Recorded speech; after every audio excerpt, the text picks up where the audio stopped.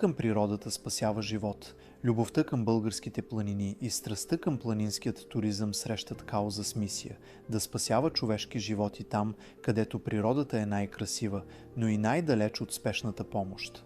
Фондация Първите 3 минути и Фондация Живи планини стартират третото издание на националната благотворителна инициатива Живи планини 2026 в подкрепа на живота и безопасността на туристите в българските планини.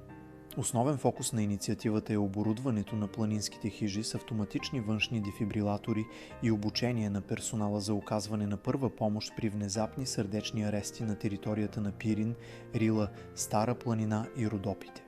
Внезапният сърдечен арест остава една от най-честите причини за смърт в Европа, като последствията от него могат да се случат навсякъде, включително сред природата, далеч от спешни медицински услуги. Наличието на автоматични външни дефибрилатори АЕД и обучени хора за правилното им използване значително увеличава шансовете за спасяване на живот.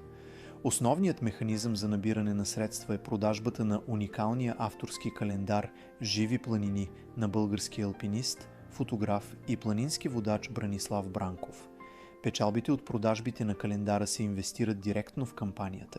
Станете част от промяната и купете календара «Живи планини 2026».